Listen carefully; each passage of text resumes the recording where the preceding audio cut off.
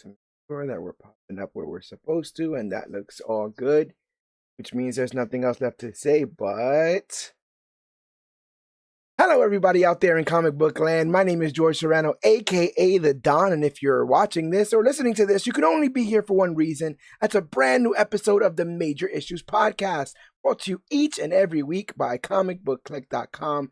And as always, I'm never alone. Sir, if you could please introduce yourself.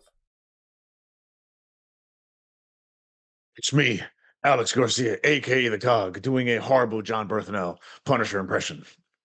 John Bernthal / Alex is here in studio. He's part of our platoon today, but he's not alone. Other sir, if you could please introduce yourself. They call me the Fantastic Frank Jerome, but tonight you can call me Castle. Frank is here as well, and you heard the man. We are here to talk all things The Punisher One Last Kill, this Disney Plus special that if you're a Disney kid, don't let your kids watch this. This was a little bit much in terms of what they allowed on Disney. I was actually quite surprised to see just how nitty and gritty things got when it came to all things Frank. But I mean, I guess that's on the marquee, right? Like we kind of wanted this. People were wondering, I guess I should say, whether or not this was going to be a toned down version of Frank. I heard people saying that this might be the last sort of almost like a goodbye, like the big bloody goodbye, and then he'd go to use like tranquilizer darts or something other than that. Like this was supposed to be like a bloody goodbye. But no, I didn't get any of that sense here. If anything, he looks like he's ready to rock and roll. But before we rock and roll with a full recap and review of this very, very short spotlight, I gotta see if it's the same length as Werewolf by Night and stuff like that. Before we get into any of that, I'll start with you, Frank. What did you think of this special? Without any spoilery details. Liked it. I didn't love it. That's fair. It for being 43 minutes or whatever it was. It was two. It kind of felt like two stories in one. So the first, sorry, not trying not to spoiler. The first half was very slow, very charactery, and then the second half was massive violence. Yes. Yeah. Which I guess is again But something on the marquee, something that the people are looking for or towards. What are you thinking there, Cog? How did you feel about Punisher One Last Kill? Frank said it well. I liked it. I didn't love it, but we'll get into all the nit and gritty, so to speak. Mhm. The thing I was bored with in the beginning was it just felt like, oh, have we done this already? And when is this taking place? But then once it hit its stride and we got into the I'm not saying this in a bad way, but the John Wick of it all, Yeah. it got very enjoyable. And where the way it concludes was interesting. Yes. I found it's interesting. I found that there were some parts of this I was super interested in, and then there were other parts I think, like you were saying, there I'm just kind of like we can kind of like get past here. As a New Yorker, I like seeing New York. As what purports to be New York, I can't prove. Did it look? Did it pass a sniff test for you, Hog? It kind of It's all over. it made me feel like Wolverine in a Weapon X, project where I'm like, this looks familiar, but something doesn't quite smell right. You know what I mean? Yeah. So I sat there going, all right, that looks familiar. I wonder how much editing they did for the backgrounds, because I'm convinced this wasn't New York, so to speak. Yeah. It may have been maybe edited parts of it when they weren't there. One, Little Sicily is not there. Little Sicily, Right. Little Sicily is in the Village, which is Okay. in Manhattan. That's clearly not Manhattan. Fair. And then I'm thinking, okay, this could be maybe like a ungentrified part of Brooklyn or Queens because I've been away from there for like 10 years, and as quickly as much as New York stays the same, it changes also very quickly. Yeah. And so I'm sitting there, okay, maybe, but the streets didn't quite line up. The subway stops didn't look quite right. Yeah. And so I was like, you did a good job, but I'm pretty sure, unless they tell me otherwise, I'm fairly certain this was not completely filmed on location. I could see that. Vancouver is usually an easy place for these guys to go ahead, and I think that all of the Arrowverse was Vancouver. They had to make it, every other city in the world at a certain point. I think you're valid in asking when this takes place because I do feel like something was missing, and now just like having conversation with you and thinking about it, I think it's because we already see like a strung out version of Hank in Daredevil Born Again season 1. But that Frank doesn't connect to the Frank that we last saw in Punisher season 2. Which at the end, if I'm not mistaken, in Punisher How about the season Frank 2, in Daredevil Born Again season 1? yeah, but I'm saying that one looks like he's kind of going down a downward spiral of, 'cause he's taking pills, he has the beard, but when we left him, he was gunning down gangsters in a like a warehouse or whatever. He pulled out two like machine guns or whatever and was gunning down those guys. Right. And then we fast forward to Matt needing a pep talk, and that's when we see Frank, and he's all I can still hear him, Red. He's doing that. I also have liked these moments with John Bernthal where he's kind of spiraling, but it felt like I like it and they love it. So they felt like there was a lot of him kind of like eyes darting around, jittery stuff. And not to say that that's not a realistic sort of trauma response, because this guy's been through a lot of trauma. But ultimately what this entire thing was supposed to be was a kind of mediation on what Frank Castle would do if the war was over. His one-man war on crime. Famously, Castle lost his entire family to the mob, and he has been using all of his military expertise in an effort to gain revenge. But I think this question has been asked multiple times. Okay, well, you get the people who got your family. Okay, maybe you get their family, Okay, now what? The whole block, and I don't know if we've seen a Punisher. I'm not gonna lie, I did not go back and watch the Punisher show, even though I saw both, and we have recaps on both of this podcast, on this podcast of both of those seasons. But this might be, I think what they were trying to do with this is show that Frank is now going to want to help people. It felt like a lot of the problems were coming up to his door in season 1 and 2 of Punisher. He was almost a reluctant hero that had to fight back because people wouldn't stop messing with him. And then, people he would care about would get in the way, the whole micro situation, and then his family, right? So, like, it's not necessarily like he woke up and he stretched and goes, I'm going to go and do good things today. It was this laser focus on getting revenge for his family, and now this is meant to kind of show us what would happen if he didn't have that. I'm also kind of taken aback at how fast he like the question is asked and answered in this. I guess it's a very quick situation where they're like, I wonder what he would do, and it's like, well, yeah, he'd find some other reason to kill. And I also don't know. Let me see how I could word this. I feel like Frank needs a excuse to do stuff that he's doing, and I don't necessarily know if his young daughter would push him to do this or his wife would push him to do this.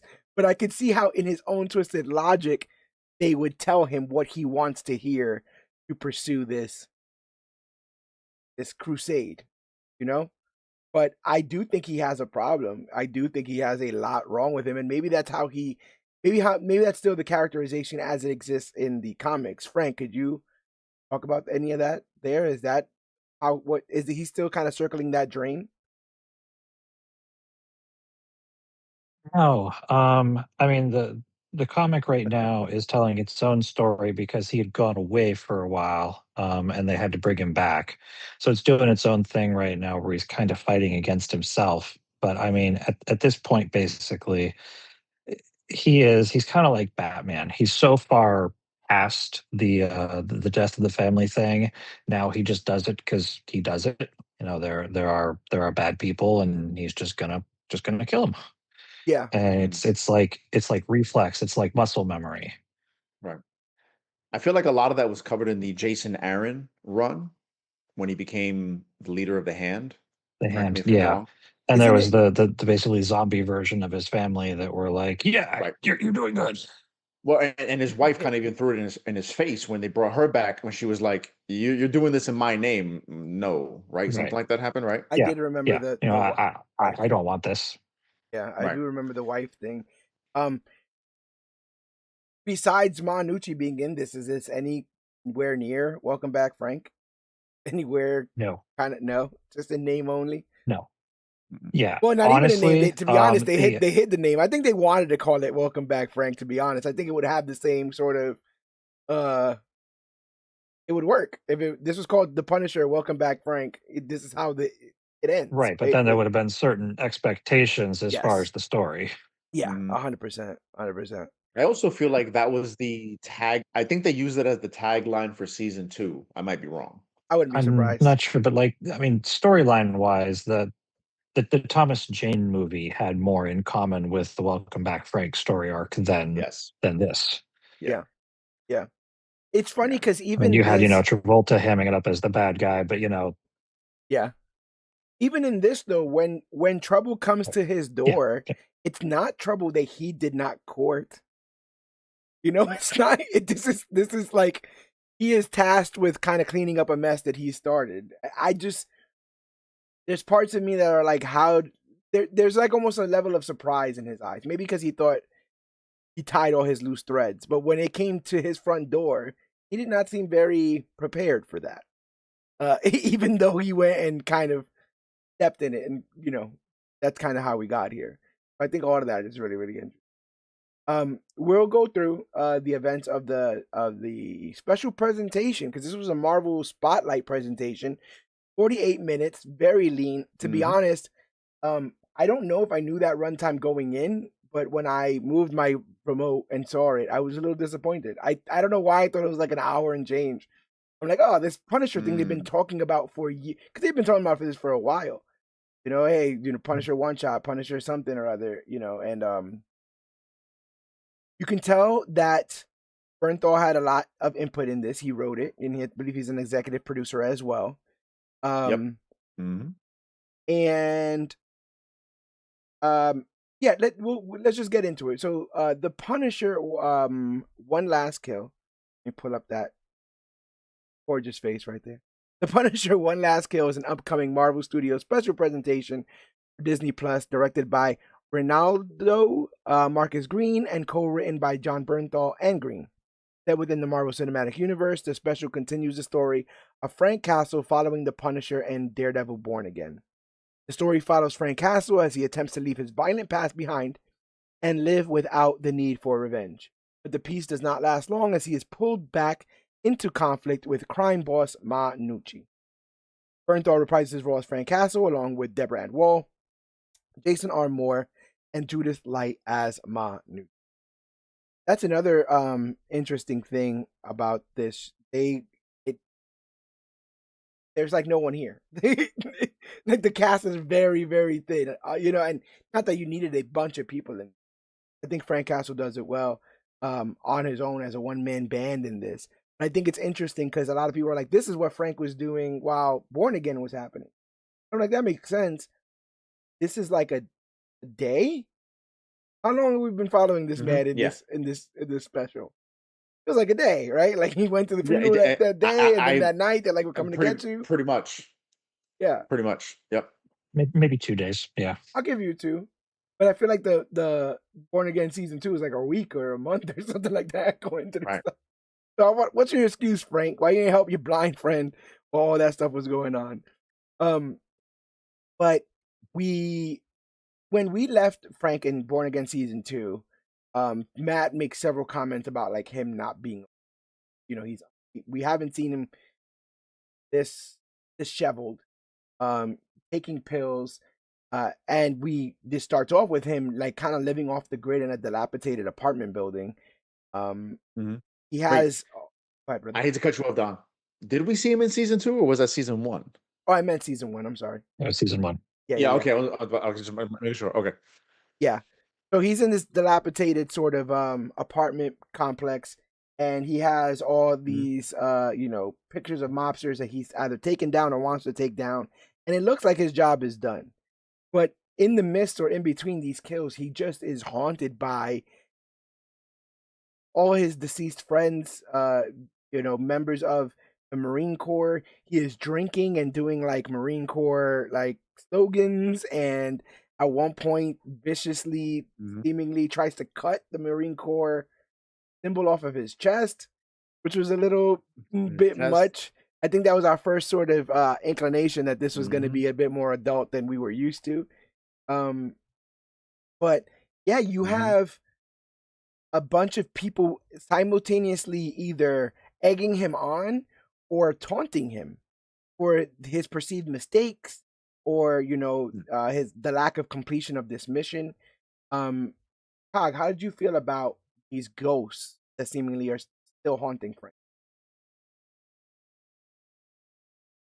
Well, even before we get to the ghosts, because I felt like even though, like you said, this show didn't have a huge cast, but what you can immediately tell is there is a tremendous amount of production value in this show. They're putting a lot on the screen, even as much as I want to say how it wasn't New York.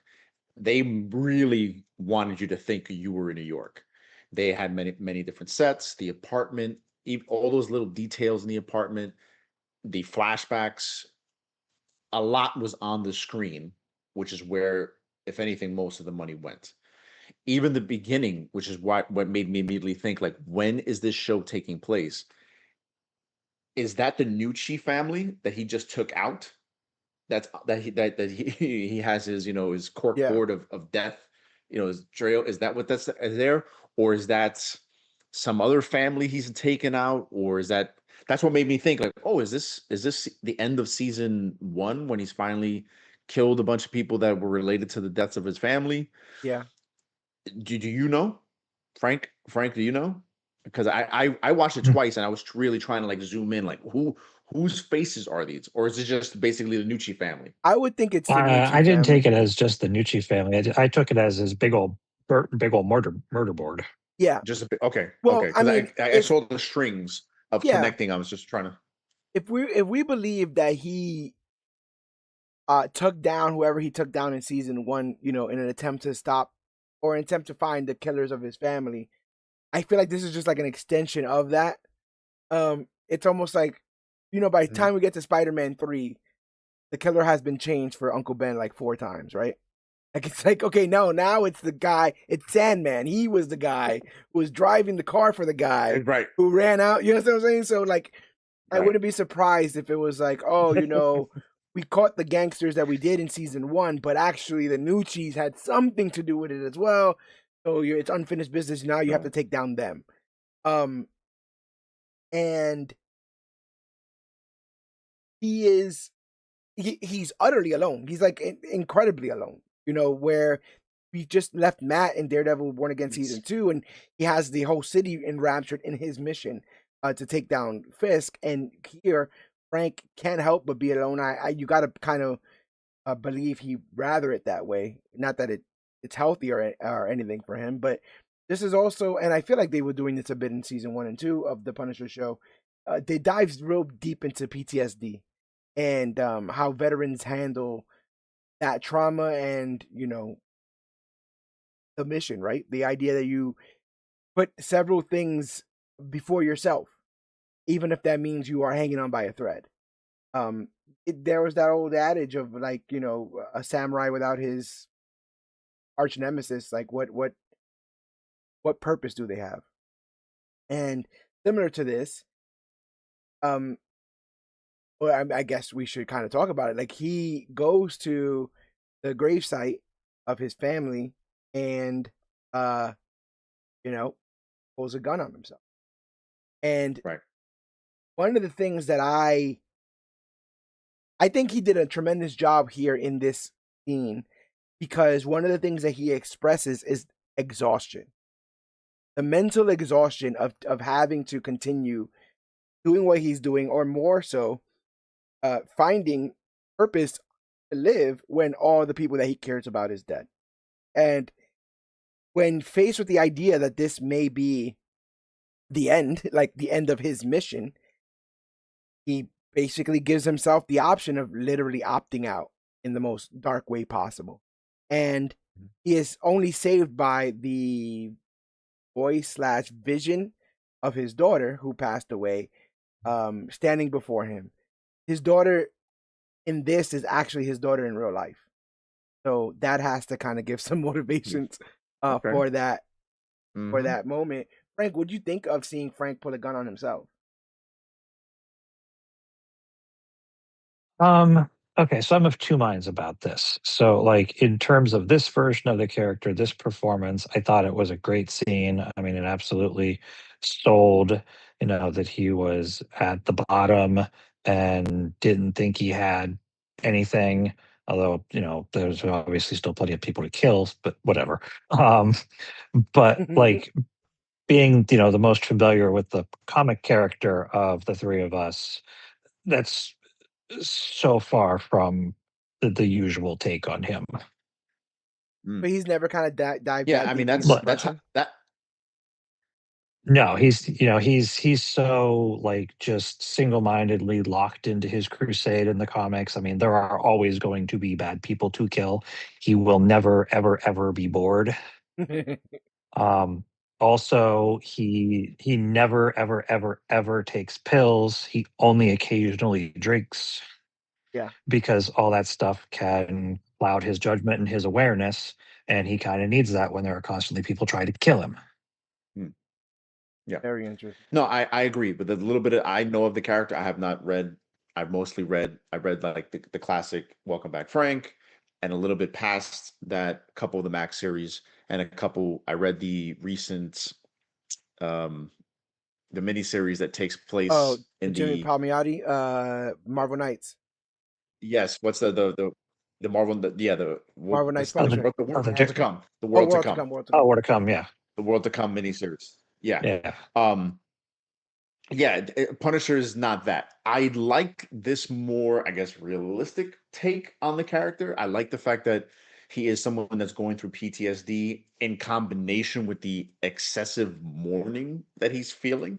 Yeah. Because like all the PTSD stuff in the beginning kind of just bored me, especially since we've seen that a lot already. We saw that a lot in season one. We saw a good chunk of it in season two, and we got a taste of it in Daredevil Born Again season one. So to then see the first like 20 minutes of this taken up by that, I was kind of like, all right, we know he's not gonna kill himself.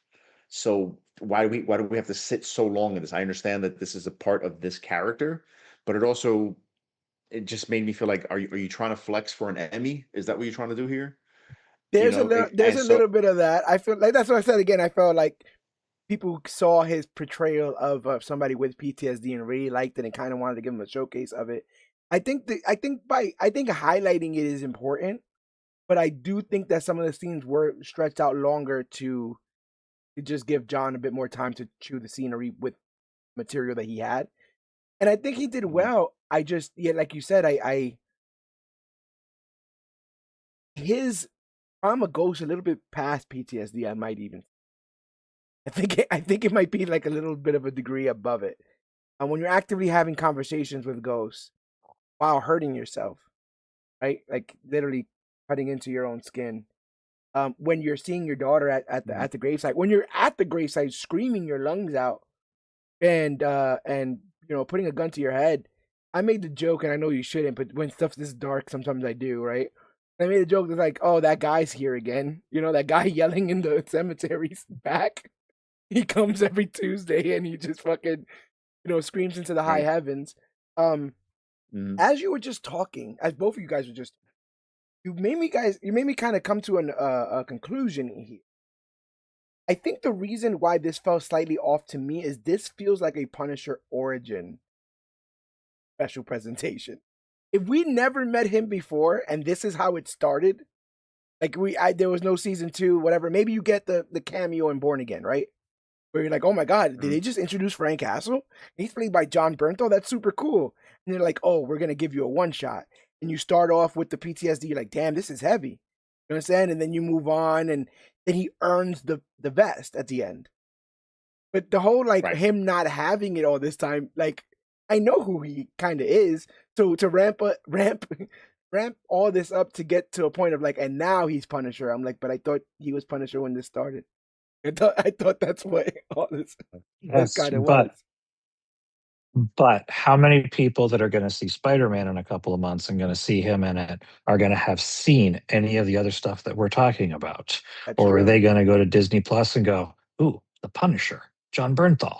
I liked him in that Spider-Man Yeah. movie." Yeah, but similarly, how many parents are gonna let the kids that are gonna watch Spider-Man watch dogs get thrown Only the into really cool traffic? ones. All right. We got a That's scene right. early up Come here, here. son. Come I here, didn't son. even Your say. mom's asleep. Your mom's asleep. Turn on the Disney Plus. Right. I have to just mention that scene that we get up front, like of the there's a scene that's trying to just show how ridiculous things are outside. Because we've also get word of a bunch of like news reports that tell us that Frank has seemingly finished off the Nucci crime family, the last organization linked to the murder of his wife and kids, and there's a power vacuum going on in this because apparently there was a bunch of people that used to get paid by them, a bunch of criminals, and now they're just running roughshod because there's no money to be had, I guess, right now. And so we see a bunch of street goons acting crazy, and they accost this homeless man before they take his dog and they throw it in the street to get hit by a truck.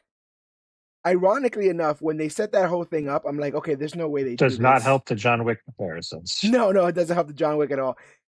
I remember having that thought, and then I'm like, oh, he's like, there's no way that it's gonna get there. Like Frank will stop it before it gets there, and it just kind of happened.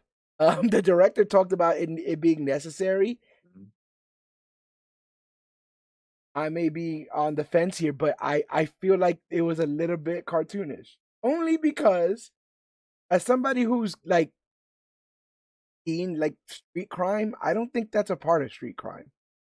I don't think people grab each other's dogs and throw them into the street. But hey, I It's haven't been to New not, York in 5 years. it's So that classic adage. yeah. No, but it's the classic adage of you know who the hero is by who saves the cat. If you ever heard Yes, that yes, line, like, cat from oh, the tree. save the Yep. cat, something like that. Hmm. Yes. So in this, by them quickly establishing the killing of a dog, kind of like a la John Wick, you quickly establish who the people or bad are, and like the line of, oh, okay, that the villains do that, and the hero is not gonna do that, and obviously not accept this Yes. to where we get to what happens at the end of the episode. Yeah. Um. Yeah, you're right. That's part of the that's what was part of the New Yorker beat. I remember when John Gotti got finally arrested. Yeah. Nothing like this happened. No. No. He was the best guy You know what I mean? around. And You ever seen that interview? we didn't get stuff like this happening, man, in the street. You know, Yo, although I did like because in watching I watched it again right before we started. I did like this scene where Punisher, Frank goes to get a cup of coffee. yes, yes, And yes. I liked how this is when before he goes to the cemetery. Yeah. Um, where all the chaos that's happening Yes. that is not chaos to him. It's Right. comforting Yeah. because compared to the crap that's going on in his head, Yeah. I thought that was a very cool juxtaposition to show you how PTSD can affect a person, and also how what happens when you seclude yourself, right? Because I've not been through any level of PTSD like what's being portrayed here. I've dealt with some trauma in my life where at which then I have stayed in my house by myself, stared at a point in the ceiling, and then realized 3 hours have gone by. Yeah. What then needs to occur is you got to get the hell out of your house, get around people or something to kind of distract yourself and get stuff done. And even in that, you don't necessarily get out of it, but No. at least it provides you something to kind of distract yourself with, which is what Frank is, I believe, trying to do here. He because who just goes out for just a cup of coffee like that? Yeah. Yeah, that's it. There was no socializing. There was no. It's like I just got to get out of this apartment where I just, cut my hands to pieces doing pull-ups and had a conversation with three different ghosts. I'm Yeah. gonna go get something to drink and take a walk, and just chaos is happening around him, but it's nothing to him. It doesn't bother him at all. One of it was those thugs perform another one of those. What do they call it? Blind hits. Yeah. What do Yeah. they Yeah. kept saying something before they did it. I don't remember what they were saying, but they had those. Yeah. Ding Those. dong. There you go. Ah. Something like ding dong, like ringing the bell and Yeah. knocking Yeah. the Yeah. person out, something like that. But he's just walking. He just walks by it because he's not ready to be be the hero Punisher. That'll Yes. come later. But right now, this man is just trying to find reasons to exist. Yeah, I was trying to figure out because there's a moment right after that where he's walking down the street, and I'm trying to figure out how much of it was some artistic, you know, license in this scene where he's walking and everything's going to shit, right? I don't believe all of that's Mhm. happening. I think at one point you hear like a plane crash or like helicopter blades or something Yeah. like that. You know what I'm saying? Yeah. Like, so Mhm. I want to believe more that a lot of this is kind of in his head, and a lot of this No, right. is Well, no.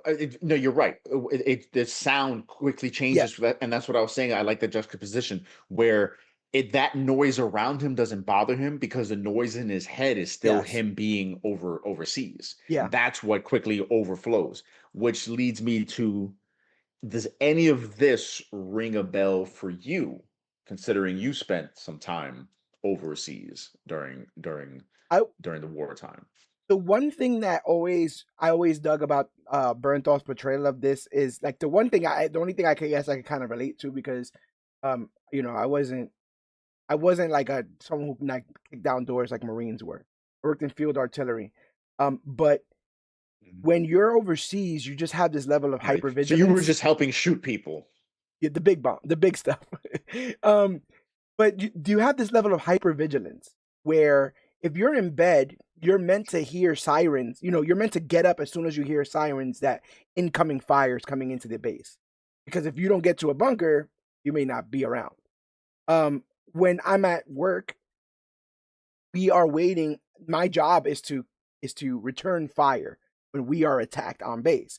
So you're at one minute you're sitting there having a conversation, and the next minute the sirens go off, and I over the noise of everyone yelling, people moving around, I have to get coordinates, I have to get ammo quantities, or which gun is going to be the one firing.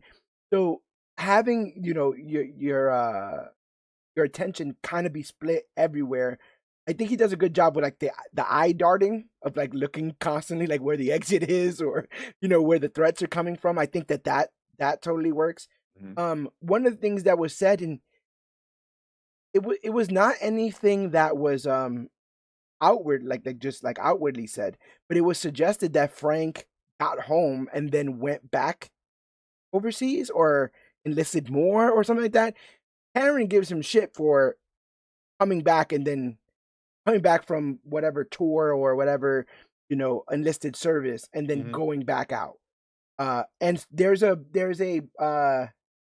theme of like him choosing combat over his family.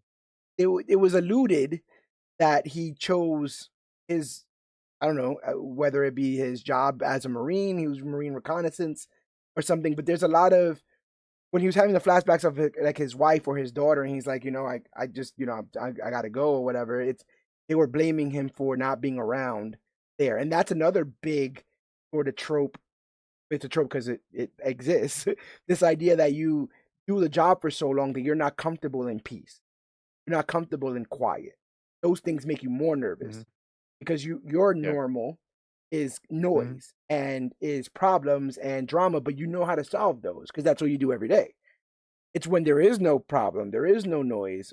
How do you end up, dealing with that? There's a movie that came out when I was overseas, Hurt Locker, and that movie, spoiler alert, ends with one of the sergeants or whatever coming back home and like just hating normal life, like walking down the aisles of a supermarket, picking which cereal. It's so mundane Mhm. and kind of boring, and so like the scene cuts Wasn't and wasn't that wasn't that funny enough? wasn't that, I'm sorry to cut you No, off. no, you're good. Wasn't that funny enough? Jeremy Renner's character, Yeah, Hawkeye. yeah, 100%. Sorry. And so he ends up like you get a cut, and then you see that he's signed up again, and he's back out there. That's where he feels comfortable, and that's where he feels normal. I wonder if we get any more fleshing out of this idea that why is Frank beating himself up for continuing this mission if he feels like it's something that his family would have wanted, unless at some point he chose whether it be the Marines, whether it be some sort of armed services above them. There's something there that it hasn't been 100% fleshed out, and I wonder if they've just kind of put the breadcrumb trail here, so that we get that eventually. They also seem to really, really dig him and Karen, which was something that I want to say we heard the Daredevil showrunner talk about, where he's like, I really want to explore this love triangle between Karen, Frank, and Matt. Frank, I had to ask you because when we posted about this as news on our Facebook, someone said the Punisher doesn't do love triangles. Is that true? That is true. The Okay. Punisher is very much the definition of no time for love, Dr. Jones. Yes. Okay. Just making sure. But he seems to really fancy Karen to the point that he's imagining her. He has like a, I don't know, humiliation kink or something, because he imagines her like dogging him out and chewing him out over his perceived failings and stuff like that. Are you shipping Frank and Karen, Cog? No, No. not in the least. I'd never even liked was it season 1 or season 2 where even that was initially being kind of established, where her wanting to help him was then kind of even hinting towards a sense of romance. Yeah. I didn't dig it. I didn't mind her wanting to help him, but the fact that there was this romantic tension, which it wasn't even romantic to me, it's what Codependent? is that? It's kind of like Florence Nightingale. Oh, yeah. Right, like a codependence where it's like, oh, because I'm helping you, I'm falling in love with you, but it's Right. I or can because fix you're him. both in the trench, or you're both in the trenches because you're both in the trenches. You're there. It's there, but there's no real connection. Because I mean, where does a relationship like this go? 100%. And the thing is, like, I remember her even being mad at him for not reciprocating, I guess, to the extent, or at least showing emotion. But again, this man is a man on a mission, literally. And anytime he brushes her off and she gets mad about it, I'm like, that's kind of Frank. Like, he's got his shit to do. Don't tap him on the shoulder and be like, hey, so we're good. Are we still good for dinner on Saturday? No, there ain't no time for dinner. You understand? He's loading his gun. He's like, girl, I gotta get out there. Yeah, right. Yeah. And what does it say about how he feels about Matt that he has Karen in his mind like that? He has to know that Matt and her are like Well, together and shit, no, right? Are I they mean, because friends? one and I didn't mind that in the Punisher season because from what I recall, Matt wasn't even around for that. They thought he was I don't dead, even I think Matt think. was really mentioned in that. Right. That Right, was just like that that was in between post this. Defenders dead. There's Yeah, Yeah, yeah. yes. So I didn't mind that. But then I think in Daredevil season 1, when they both get saved by her, they kind of have that moment of wait, like how do you know Yeah. her? Yeah. What's you know what I mean? I from what I recall, when they like she pulls up in the car and Yeah. saves them, they had that kind of Mhm. moment of, hey man, she's kind of with me, but how does she know you? Like what's the deal here? You because like in Daredevil season 2, the Born Again season 2, you see their love, you see their romance, you see why like even though in some ways Daredevil is similar in his fanaticism for vigilantism and for saving is similar to the Punisher, but you see where the line is and you see where Punisher just seems to be going down a hole of the inevitable. uh, what are you hoping to accomplish here in the end? We're going to kill everybody eventually, Right. whereas Matt is trying to elevate it and create some level of salvation and hope. A damn That you can Catholic see guilt, why. bro. It's a damn Catholic guilt. Right, You need to right. bring Frank to church, bro. Bring Frank to Castle to church. I think just like in the show, he would just ignite on fire. Just, You can't protect them, Jesus. You think you can protect oh my them? You God. can't protect them, Jesus. I can imagine him going up to the crucifix. Let me tell you something, kid. Let me tell you Let me tell you something. something. The other thing is, I don't know if people remember, but it seemingly was a nerve to be pressed when Heather Glenn mentioned to Karen that she may have a thing for Frank, or that they, like that she might be into like vigilantes, but she like specifically brought up Frank Castle, and that's when Karen kind of like pounced, and she says something like, "Oh, that's the nerve, the Frank thing." So there's still a weird, and I want to say that Matt was like, "What about Frank?" And Karen was like, "Oh yeah, he's busy, whatever." Like she keeps more tabs on him than he does. Like Right. she's so yeah, I find it interesting. Maybe I'll feel a bit better if Elektra shows back up and Matt's doing the Elektra thing, and maybe Karen can, go to the High Castle or whatever. Well, I'm curious what's going to happen when Karen has to fight your girl Musette. Use that. I love that name is I love It's that name. perfect, man. Well, did I tell you I found out what the actual term is supposed to be? Isn't it like Muse Girl or something? Lady Muse. Lady Muse. There you go. I think Musette's way better. Oh yeah, because they've done Lady Musette. Bullseye and Musette. stuff Yeah, like that. So yeah. Lady I think Bullseye. we gotta dial in Stephanie Phillips and let her know. Like it's Musette. Yeah, so like I said, we end up getting that really dark moment there, with Frank, putting that gun to his head. And like I said, he goes around, he walks. That for me was where the emotional timeline made sense. Yes. Because I could immediately relate to that, and I could see how anybody would that level of mourning would cause this. Yeah. I have 2 kids. The idea of them being in the ground before me, the thought of it traumatizes me. Seeing someone else, even on film like this, portray it is mind-numbing because I've lost many people in my life. You've lost many people. Frank, I'm pretty sure you've had to bury a few people. We all have those moments, even those slight memories that, like, whether it's a Christmas, a birthday, a goofy holiday, a weekend, or some kind of shared memory that occurs every so often, that a tear drops, right? You think, oh man, it makes me think of this person, makes me think of this person. So the Mhm. idea that your kids and wife are murdered and you could not stop it, and you're constantly just, oh, here's Matt's birthday, here's her birthday, here's my wife's birthday, here's Christmas, here's Valentine's Day, here's this anniversaries, all of these things, the smell of a hospital when you remember it reminds you of their births, all these things. I can't fathom that. Like right now, I want to freaking cry just thinking about that. Yeah. So this for me is where the episode takes off because I immediately go, oh, I feel this now. I understand this. I get it. This sucks. Yeah. And right here is where I could tell, okay, but since I think even the show knows this, then the show for me takes off. Yeah, I thought that the story that he tells, or when he's talking quote unquote to his daughter, and he's like, you should Mhm. just rub your hand before you fell asleep and just do it 3 times. You knock right out. The idea that he can't tell these stories to anybody else, or he doesn't feel like he can tell these stories to anybody else. I remember when I lost my dad and then my grandfather. Those were 2 big losses in my life. Life Mhm. just kind of feels unfair. It feels unfair that other people are just walking around and living. Like, what do you mean? Like, my heart is in 2. I'm walking around and I'm bleeding out, and everyone else is kind of chill. But we all are on that Ferris wheel, right? When I'm up, somebody else is down, kind of stuff.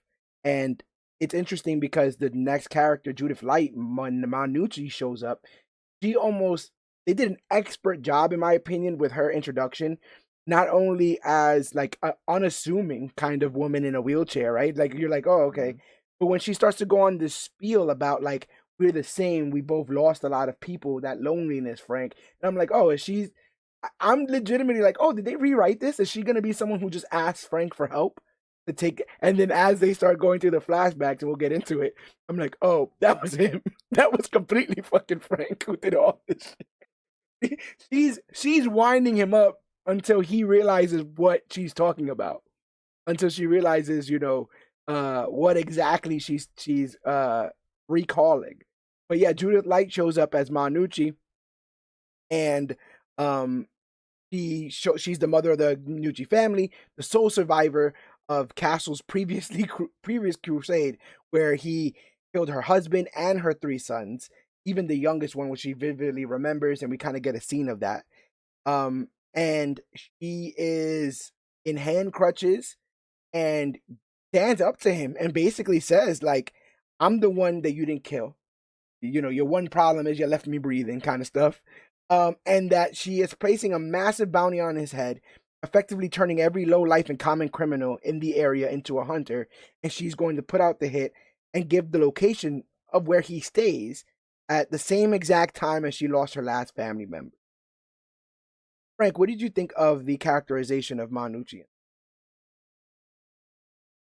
Um, so I kind of came at it the same way you did. At first, I was like, hmm, okay, maybe she's not playing Manucci, or maybe they completely changed the character. Oh no, wait, there it is. Okay. So they hit it pretty well. I thought they did a good job, and I what just have to say, What'd you think of the flashback many scenes? gnarly kills. I was going to say many gnarly kills throughout, movies. Herb stomps always get me, man. Yeah, how do you feel about the Punisher curb stomping though? Does that like give us any sort of insight to his is it all as fair in mob and war? Is that how Frank operates? Oh yeah. Oh yeah, for sure. I don't know. I don't know how much of a video gamer you guys are, but there was a Punisher video game back On when the I was in PlayStation 2, college. on the PlayStation 2, Yes. baby. Yes, that was so good. And that Punisher would curb stomp somebody. In fact, I think that was one of the interrogations you could do. I remember Um, watching these flashbacks and that's being not really the like, proper completion. yeah, yeah, yeah. I was watching these flashbacks and I'm like, isn't him? Is it not him? Is it him? Is it not him? At one point, uh, when like the guy is like making out with the girl and he just like slits his throat, I'm like, that's pretty dark for Frank. Like I'm used to the, clap clap, like it clean in and out, everybody's done. When you start using like knives and blades and all that kind of stuff, the way that he was using it, he made that super personal. Um, did you know from the rip, Frank, that she was talking about Frank? I did not actually. The first flashback or two, I'm still like, huh, I wonder where they're going with this. And then it kind of trips and it's like, oh, okay. Yeah. But yeah, at first, I mean, it's not like he hasn't, gotten up close and personal before. He hasn't, slit throats and that kind of stuff. But Mm-hmm. it's not his first resort usually. So it Yeah. was, yeah. No, yeah, I was definitely very, very surprised. And this is like besides the cutting of his own chest with the knife, to take off the or to desecrate the Marine Corps symbol. This was like our introduction to how gory all this stuff was gonna be. What'd you think about this sort of flashback, Cog? I love this whole scene. Like I said, from the cemetery to this and from beyond, this became a great show. Judith Light, I'm pretty sure Frank can know this.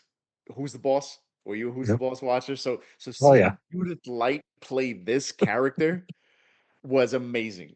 Judith Light for me growing up was, Angela, hey Angela, can we go do this? Can we go do this? And her just being a mom. So seeing her play a crippled mob boss on a vengeance kick Yeah, was wonderful, and the way she did it. Because again, I read Welcome Back, Frank. That book came out when, like 2001. 2000. It's about Something like that, 26 yeah. years old. You Yeah, know what I mean? So, and I pretty much read it back then. So I kind of remember, don't remember. So, and then she doesn't look like how I like the comic book version totally. So I'm thinking, okay, even if she is playing the character, she's gonna trick him, right? She's gonna. yeah, This is what she's setting up. Oh, I want you to go kill this person that killed all my family members, and then trick Frank into doing that classic villain trap, right? yeah, But the way she comes across initially as this mourning mother to quickly just turning it into this just vengeful mother. It was a masterclass of acting. She was like when it was announced that she would play this character, I'm thinking, how is this motherly Angela character going to become this vengeful mafia mother? yeah. And she pulled it off beautifully. I got such a kick out of it. Even watching it the second time, it was so great. And then even the way she says, "Let's get the fuck out of here," Yeah, was it's so very. perfect New York. I was just like, "Oh, Judith Light, you're killing it."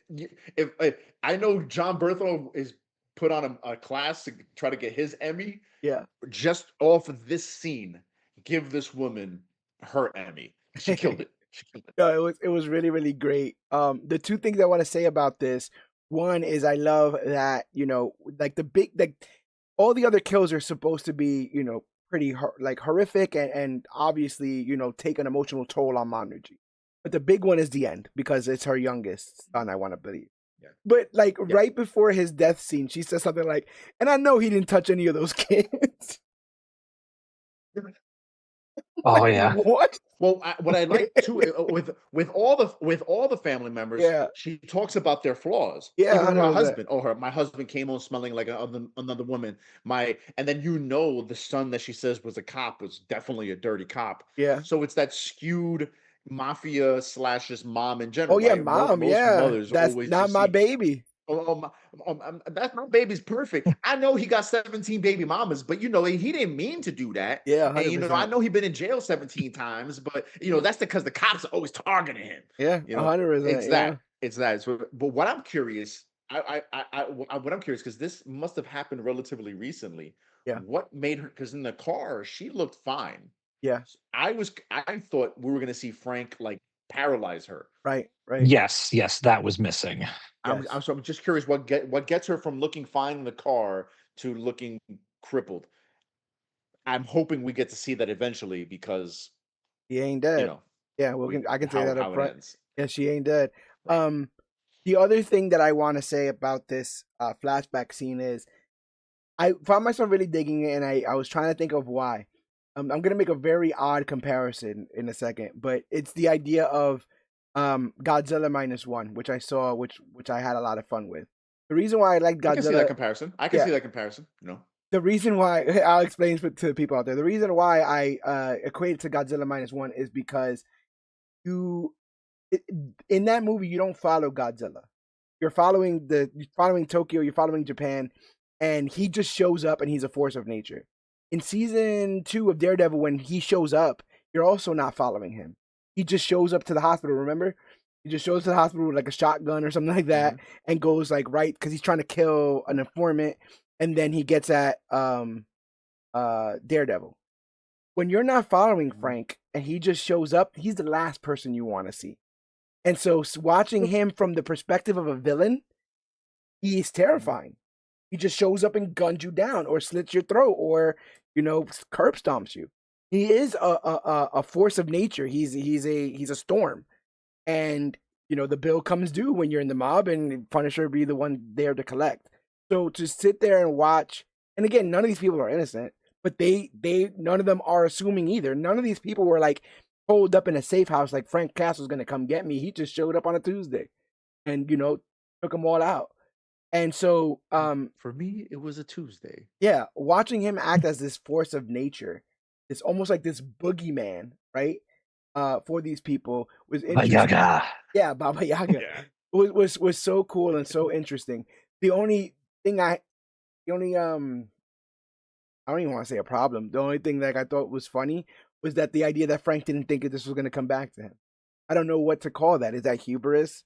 Is that just him Oh being yeah. suicidal as it is, and he's if it comes, it comes, and you know, because you don't do this without something happening, right?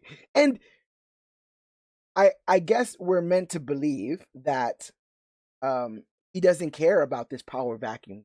He doesn't care that society has kind of gone into disarray because his mission was to take out the mobsters, and he did. Whatever happens after that is not really not my bag, kind of stuff. Mhm. And then he's like, once he has something on the line, and once he sees what's going on with like the store owner and stuff like that, he feels more emboldened to sort of want to help. But around this time, like, okay, I'm like, oh, so we perfectly have now the the plot, right? As soon as she says like at 6:45, 6:47, I'm gonna let your location be 347. gone. 3:47, I'm gonna let your location be known, and every criminal that we used to pay that ain't getting paid by us now because we're all dead. They'll come for you. I'm like, okay, we already got our plot. And then I look and I'm like, oh, we don't have a lot of time.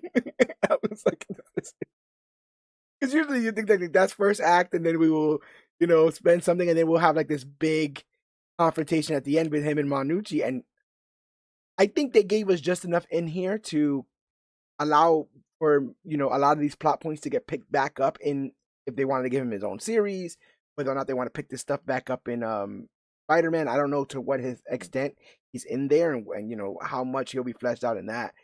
But I like that this has come to his door. I feel like it's the inevitability of what he was doing, and he should see the latent effects of his one-man war on crime. It's the Batman thing of like, are you helping people because you want to help people, or are you still hurt? And should we care? Do the ends justify the means? If we're letting this like incredibly mentally damaged person kill bad people, like, is that okay? And I think we dealt with this a little bit when we were talking about Daredevil. He sees everything from a Christian lens, so there's no reason why you should kill. There's no reason why you should commit suicide. There's a bunch of like no-nos, and Matt's able to stick to those because he believes in his faith. But Punisher being without that, you can kind of see the road that he was going on, where he is taking matters into his own hands, but he's not cleaning up his own messes. He's not, he's not looking out for society. It just so happens that we get the benefit of less criminals in the street, but it's not because he wants to help crime, if anything. How did you take that like less altruistic version of Frank? Frank. Yeah. It's well, I mean, it's it's a different take of the character for a different world, because like in the comics, there's no shortage of powered people, non-powered people, yada yada yada. Plus, other supers to run into all the time. Here in the MCU, it's a lot smaller pool. Mm-hmm. So it ties back to it works with as broken as he is, as how he was focused on just this one mission and not the never ending mission. Yeah. So I mean it works. I hate being the guy that says this, but it's not my Punisher, but Yeah. It works for this one. And I was going to say this earlier. The one thing I kind of have a problem with is, we're talking, yeah, they do a really good job, maybe a little extreme with the PTSD and everything, up to the Mm-hmm. point where he's at the grave and he sees his daughter, and then we have the very Hollywood resolution of, okay, I'm fine now. Yeah. Well, I mean, I always hate that it's always like, we'll just give you like a new surrogate daughter thing that they keep doing with Frank. Where even in season 2, he had like that younger girl that he was looking after for a while. Yeah. And then in season 1, he was like effectively adopting Micro's family. Like he was hanging out with Micro's wife and shit. Like he had a secondary family. I think he tried to kiss her at one point, and it caused the whole big thing. So like, I don't know. Like they said this whole idea of like Punisher one last kill was a misdirect, because the idea was that like for him, one last kill is an alcoholic's one last beer. It's an excuse he gives himself for a stopping point that he's never going to reach, because he doesn't necessarily want to reach one. And I guess we'll get to it, but I left this series feeling like I'm glad he's Punisher, but I don't think he's well. I still don't think he's well. I don't think this adventure, was like a catch-all therapy session where he's like, oh, you know what, I've exercised my demons. I feel like I'm cured. Yeah, I feel like if anything, he put an additional layer of armor on himself. Like as Punisher, Literally and not and Frank. figuratively. Yeah, as like locking down whatever Frank is in the back and putting Punisher out there. And I guess I haven't figured out quite how I feel about that. In the comics, I would perceive an Avenger would have shown up to his house at some point and been like, bro, you're causing all this drama. You're killing all these people. Spidey would have been like, "Yo, chill out," or Matt, or something like that. So, Oh yeah, that Well, happens all the time. it happens all the time, and in the upcoming Spider-Man movie, you see he sends him home. Go home, yeah, Frank. yeah. He's back out here again. He's back in his fucking Like, Punisher tank out here you know what I'm again. saying? Every Tuesday. I'm telling you, every Tuesday. It's that guy again. All over again. That evening, the bounty hunters end up striking. A small army of thugs descends on Castle's apartment complex. They start attacking innocent residents, and then they just set his room on fire. And he's like burning from like the boots up to like his feet are on fire, and he smashes through the wall. I also gotta say, this is the most Punisher yelling we've gotten in quite some time. The whole roar, the roar, the Punisher Well, that's roar. John Bernthal's thing. Yeah. Yes, the Punisher roar was in full effect. I still want to believe this is how Shane of the Walking Dead, would have been if he never died. I think it's a pretty close interpretation there. But yeah, he smashes through the. I guess at the idea of like seeing innocence, and then the idea that this has literally come to his front door, smashes through and leaps into action. Like he immediately gets his tactical bearings about him, and he shifts from like this lost guy in grief to, not to steal from Wolverine, but one of the best at it. One of the best at doing the things that he's doing. And he goes in there and he just starts killing them with like this expert level of efficiency. Blood, knives. At one point, I saw the guy with the shotgun try to hit him, and I'm like, Frank's gonna get that shotgun. I was just like, yeah, come on, bro. Like this whole thing made me think of Die Hard. It made me Yeah. feel like, once the first guy goes to John McClane and then he ends up killing him, and then he's like, and then he sends a message, now I got a now I gun. got a gun. I'm like, Yeah. all you guys are doing is giving this man ammunition. Just get away from this man. Just don't. All you're doing is feeding. If anything, try to make a plan where like 5 of you jump on him. Yes. Because this whole funneling thing ain't gonna work out for you guys. Later on, I have the joke of like, you got a couple guys who bring axes to a gunfight, and they show up there, and I'm like, what's going on there? Well, they really liked the raid. This is true. I was going to say, as we're talking about this scene, I have to tell you guys a quick little story, because this scene played a little differently for me than I think it did for you guys. Okay. So I started watching this at like 10:30, 11 o'clock last night. Yeah. And because I was afraid of bothering the rest of the house, I was watching it on my iPad. Okay. So I have this filter set up on my phone and my iPad that at like 11:30, it puts a red light filter over the whole thing. Okay. Because that's supposed to be better for you at night, and it makes the phone really annoying, so you don't play with it as much. So I was not paying attention to the clock. Yeah. And the filter engaged right about the point where he got caught on fire. That was pretty cool. So I'm, cool. calling back to the video game earlier, I'm like, wait, are they doing a stylistic thing here where like, because he's just in this berserker rage, everything is in red? Yeah. And it was probably 7 or 10 minutes before I looked at the clock and went, oh, that's my filter. Click, and turn it off. Yeah. So I had a very different experience with a lot of this action scene than you did, because I'm like, oh my God, this is so stylistically cool. No, it's just me. No, you added you added some whipped cream and cherries to that. And the thing is, that's the language we've been with the stuff that we've been tackling. It happens in Wolverine books all the time. We were talking about it happening in Dork, right? Like when he goes, when he's blood crazy, everything kind of goes to red. That is sort of the language of cinema, especially in moments like this. And Frank was definitely seeing red.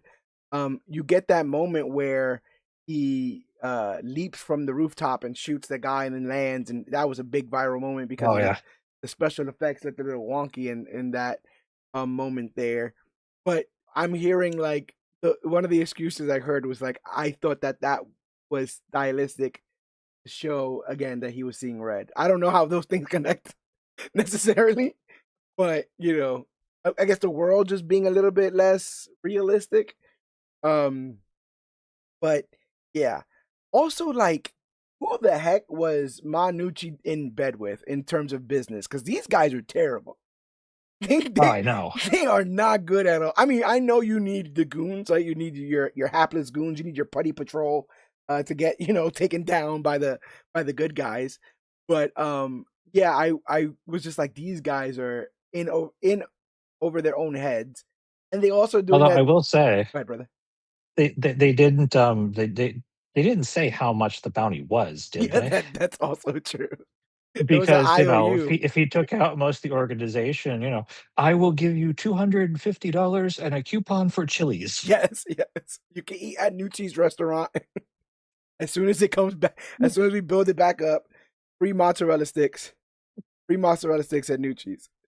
Um, welcome back. Not Frank.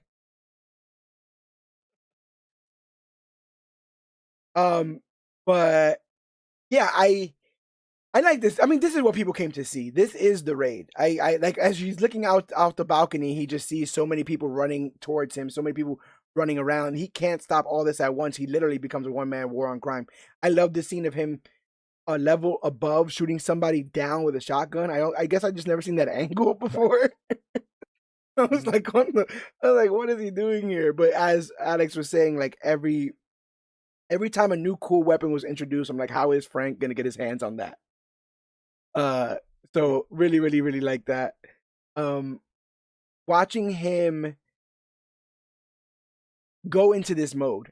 Only thing I wish, and I said it out loud, I was like, I just wish he would have had I wish like maybe when the fire was coming, he grabbed his vest, because at one point when he's like behind something and reloading, I'm like, this could be called anything. This could be, right? This could be Marine 36 on Netflix or whatever. Right. Like it, and you can't help but believe that sometimes that's what the actors and directors want. They don't really tap into Punisher. They tap into what they believe Punisher is, and in this iteration, he's a very traumatized war veteran, more almost seemingly more that than the family thing is there, but I feel like this performance is way more informed by the PTSD than it is just about the family, losing his family. I feel like that's also in there, but a lot of it is his military experience. Which you like look at Thomas Jane and it's like he's a blonde FBI agent in in that movie. Like So it's like, yeah, no, I'm saying he would look the at family Bernthal and stuff be is like, more like survivor's guilt. 100%. Right. Yeah, Yeah. 100%. Thomas Jane though would look at Frank Castle and be like, how hard was that, bro? I did the same thing you did. I'm chilling out Mhm. here. I'm taking my family to Puerto Rico. That's right. Where's your bow and arrow? And why aren't you just setting it up in a parking lot? Yeah. Like, come on. Didn't he get the skull idea from like a store His in son. Puerto Rico? His son. He bought a shirt, No, right? no. I think his son gave it to him or something like Yeah, that. it was to protect him from evil spirits. There you go. But I'm saying he like bought it at like a shop or something. I don't think he made it. Some Puerto Rican Yeah, No, bootlegger his sold him. his son sold yeah, him. his son his son gave it got to it and him. gave it to him. Yep. I just happy or whatever Puerto Rican salesman gave him that shirt, and now he's That's walking right. around. Right? He's like, I made Hey, that, little right? boy. Hey, little boy. Do you know what Santeria is? Yeah, yes. Grab this. As we were talking, I also just remembered that the actual last time we saw Frank was him being released from his task force prison. That's right. Well, not being released, him figuring out a way to escape because of that freaking moronic He's like, guard. You can't keep me on this show. Somebody better let me out of this one. He's like, I got places to be. But yeah, like you go from there to this. I want to hope that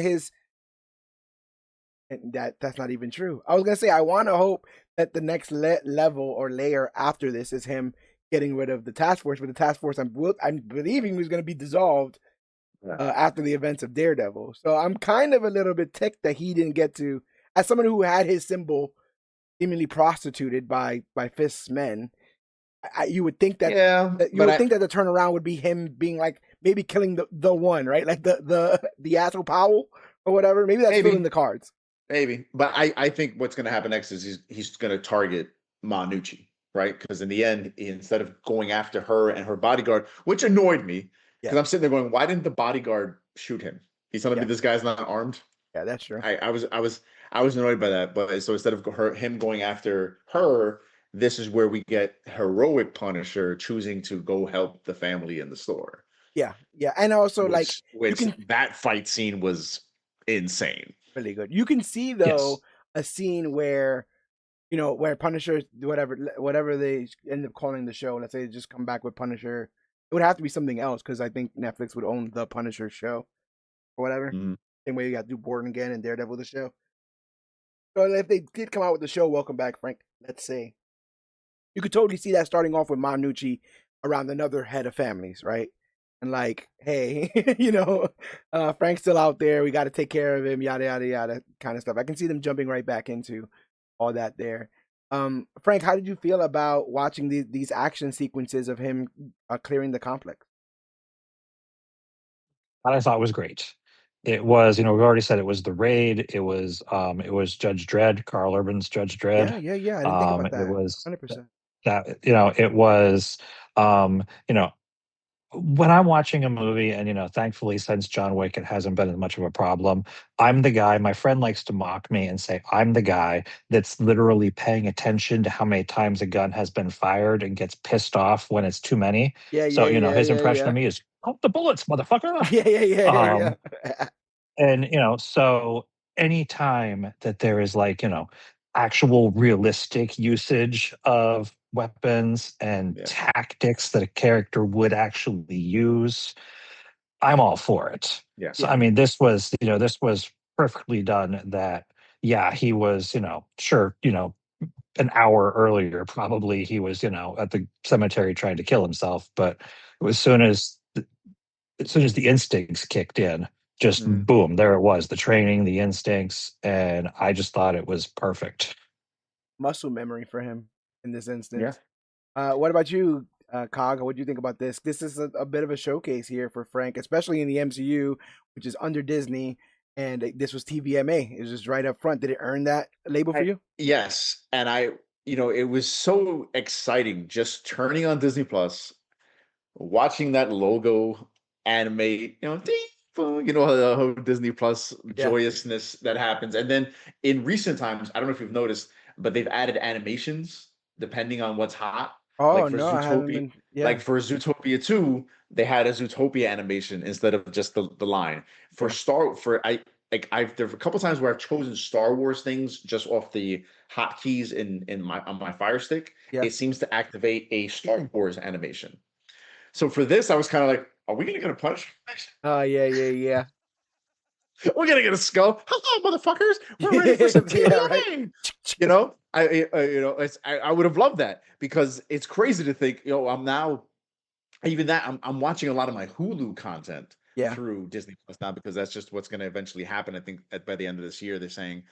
So even watching stuff like The Bear or certain like rated R movies through Disney Plus is wild to me. So turning this on and then getting to this part and just being like, wow, we're watching this on Disney. Yeah. As you remember the old Disney the promos where the actors would do Take the oh, sign. I right, right, Yeah, right. Oh, I'm Zendaya and you're watching Disney. Like, yeah. I'm Frank Castle and we're One, killing one motherfuckers. batch, two batch, penny and dime. Yeah, Nickel and dime. yeah, yeah, yeah. It, it, I it love it. was kind of crazy, especially like they also found a lot of inventive kills in this. I thought they did a really good job Yeah. at finding some new inventive kills. The action was easy to follow. Like if you're just watching it, I felt like it was very easy to follow. Um, Mhm. it's so crazy. Even the controversial fall We were kill talking was a bit about that, yeah, because people yeah. were saying that like the reason why it looked the way it did is because he was seeing red. To the extent you want to use that as your head canon, that's for why my boy looked like Joel from The Last of Us for a little bit there. To each their own. I don't that At least it turns out that it was a real stunt and they just CGI'd his face. Yeah, which but you know what? They did a better job putting the actor's face on a stuntman 20 years ago, 30 years ago in The Crow than they yeah, did yeah, here. yeah. And they And the did a whole technology is movie. how much better now? Yeah, they Well, did a hey, whole like I movie of said, they it. spent a lot of money. Like, think of the production value that went into setting up the apartment, the exterior of the Setting it apartment. on That's fire. setting on fire. A lot of that. So they were just like, people aren't going to notice the shitty CGI in his Like face. Burn thought we got It's one gonna be take on quick. this Well, they apartment. We don't have no underestimated more we the could internet. We don't got no more Yeah, apartments we can lay on fire. honestly, and that's one of the things that pisses me off about the internet, right? That you can get this extended, beautiful scene, Mhm. and everyone is just going to point out, "Oh, here's the fuck up. You know Here's the what's 2-second fuck up." But you know what's funny though? I saw it in a vacuum. Like I didn't want to be online when I saw it. When it ended, I posted on behalf of Comic Book Click. I thought it was short, but I enjoyed it, and that we would be having this conversation tonight. And then I fell asleep, and I woke up, and I thought to myself, that scene where he felt, because when it happened, and I was watching it with Jessica, and I said out loud, "That looked a little rough." And then the next morning I saw, and I saw the clip, and I posted it. I didn't realize just how much everybody else was talking about, to the point that that clip that we posted has like close to 100,000 views now, because everyone seems to be talking about this moment there. I thought it was a little funny thing, like, pointing out that, oh yeah, if you look at the Black Ranger, the actor in Mighty Morphin Power Rangers, he's missing a finger. Right. You may not see it, but he's missing one. And that's not to be like, oh, he's a terrible actor. It's all like, oh, did you notice? Did you catch this? So like, it's weird. It's also weird coming from a $1 billion company. Man, you got to save money some places, man. Yeah. know? I mean, they saved it with no other MCU actors being in this that are not ghosts. All I'm saying is, I don't think it defines this show at all. I think that, this special at all. I just thought it was a very funny thing. I saw somebody equate it to professional wrestling, in the sense that, like, that thing was right where he needed it to fall. But maybe he planned it that way. Maybe that's why he jumped off, because he knew he was going to have that crash pad, or not the crash pad. I mean, he would have broken his damn back. How about later on when he bounces off the bus, because instead of just letting the body land on him, he opts to roll off and bounce off of a bus and then land on the concrete. I was like, God, who taught you that, Frank? I also that's part of my Marine training. That's day 12. Day 12 is bouncing off buses from 2 stories up. We didn't talk about it, but there's a moment where he is walking and he sees himself as like Punisher. But he's like, I don't remember that. Yeah, when he's walking towards the buses, he sees Frank. He sees himself like in the coat and in all the stuff. Kind of gives him a look, and Wow, I didn't catch that. 2 ships passing in the night. Yeah, I didn't catch that. This was before he got to Manucci's. But like we were talking about, this, I would say the majority of this, like this special, is this action scene.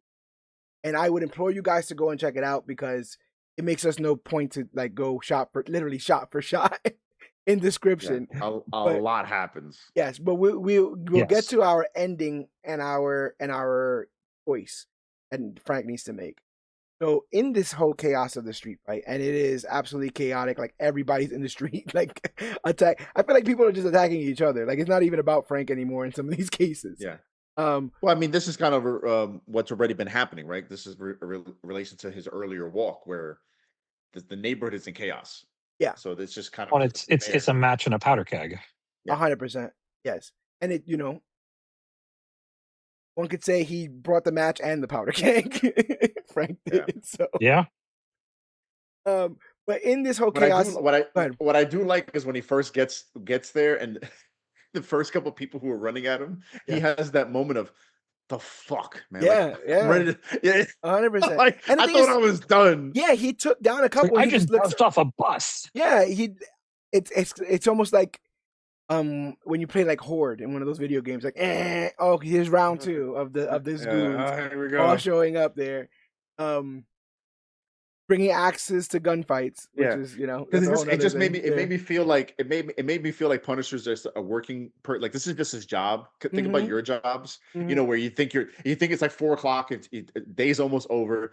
I can just chill out, and then the boss comes with like that one last assignment. Yeah, that's what those 2 goons and his reaction to it, like, oh, I gotta do more fucking work. Yeah. Or if you're in retail and your store's about to close and a whole family comes in, you're sitting here like, my God, that's the worst. Yeah, that's good. Yeah, huge recommend. Quick, as someone who's worked for restaurants a couple times, if you go to a restaurant right when it's closing, you're begging for your food to be spit on. Don't do it. There you go.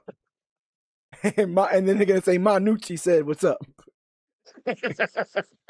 Um, so yeah, Castle is then presented with a pivotal choice. He sees Manucci fleeing the scene because she sees what's going on and how he's blooding up and killing damn near everybody. And so he has a chance to end the family line forever, which is like dark. But if he's trying to clean up his mess, like there is the ending point right there. But instead, he hears the cries of a family inside of a nearby bodega. The shop owner, Dre, who we see early on, and his wife, Debbie, and their daughter, Charlie, are being terrorized by some of the thugs. So Castle abandons his pursuit of Nucci to protect the innocents. He enters the shop and kills all the aggressors. He saves the family.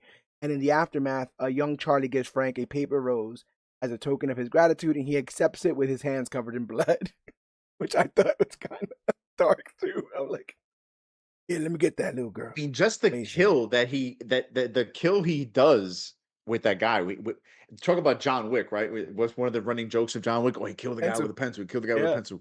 The way he tactically dissects this guy with a pen, Yeah. when he's just pop, pop, pop, pop, pop. Oh, that's a nerve. That's You're a just nerve. helping That's a him nerve. That's a breathe nerve. better. He's putting Now I'm gonna and speed holes. He's putting speed holes in them. then he just eviscerates his face with it at the end and Yeah. lets out another.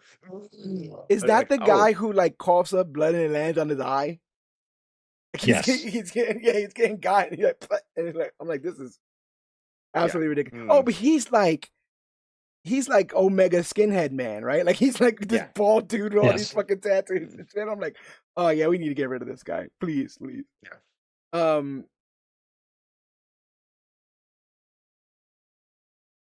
Was that guy earlier that was in the bodega just a mentally ill man? Yes. Mm-hmm. Okay. Okay. Yeah.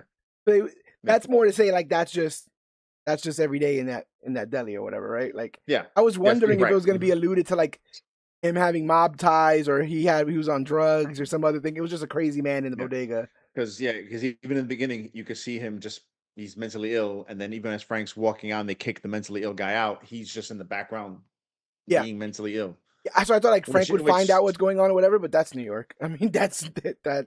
Yeah, that makes sense. He's the guy that goes to the cemetery on Wednesdays. Frank's Tuesdays. He's Wednesdays. Yeah. That's why he was flipping out. He's like, I thought today was my day. This is bullshit. You're right. Exactly. That's right. But Castle ends up returning to his family's gravesite in a very somber moment, and he goes and he leaves the paper flower. First, he takes off all the stuff that's on there. Is that what you do when you have a new thing to put on a grave? You take off all the other stuff? I was wondering what that was about. Well, I saw that as he's no longer mourning, but he's letting go. Right. He's letting go and he's celebrating it now. And that's part of grieving, where you mourn that they're gone, but now you start to just celebrate at least their life and what they mean to you. And that's what happens here, right? This girl, before her death, was representing a reason for him to kill himself until she shows herself to him. But then when she shows herself through this other guy's daughter and gives him this token of affection, it's now a symbol to stay alive, to maintain life. He plants a metaphorical flower, right? George? Yeah. So that paper rose, they missed an opportunity for like a really, really strong image there. If it hadn't been colored in when she gave it to him, if it had just been white, and the blood yes, colors it in. they could have, and then when he leaves it on the grave, they could have had an incredibly strong image there. Yeah. And he effectively just kind of like sits in the grass amongst these graves and goes, yeah, you know what? I think I'm going to go back to punishing. Like he's like, I think he even laughs a little bit to himself. That's what my baby wants me to do. My baby wants me to do. I feel like he laughed a little bit too. Wednesday is punishing. Yeah, day. he's like, oh, hey, the store's back open. And so, like he says this, he accepts that the mission is never over. He still has work to do as the Punisher, especially our vacuum going on. And we kind of end with that same dog killing bastard, accosting they were about to hit a woman with a bat. Yeah. Well, first we get a scene that I hope eventually, like you alluded to when we started, I hope we eventually get the director's cut where he does go to the Dominican barber. And gets this fantastic that cut, bro. Not only that, I feel like he got like a shade or two darker out there in these streets. His tan is crazy. I'm like, look at that I'm shape up, telling look you, at that man. tan. He rolled in. He was like, "Mira, Manolo, Yeah, córtame mi pelo, dame he's un back. presidente, He's back and help me again. get back out there." That dude from the cemetery's back again. Tell him it's free. Tell him it's on the house. It's give. Just because you're killing the guilty doesn't mean you can't look fly. Yeah, I That's mean you right, can't man. kill the game out here. That's what Frank's trying to do. Mm-hmm. And he knows Karen's still out there. You know what I'm saying? He's trying to. That's right. Gotta look good for my baby. I heard she I just heard got Matt. in Yo, and out of jail. I heard right. I Or heard Matt's Matt's in in jail. jail. So what's up, Matt's in jail? So you Oh lonely? no! Oh no, Frank! Ridiculous. That's dirty. That's dirty. That's the whole reason why Matt's gonna break out, for no other reason other than Yeah, that. he's like, I'm fine. This is my penance. This is what Jesus would do. Wait a minute. That's what? right. Wait. What, Frank? Yeah. What are you talking about? Frank's He's gonna go to you.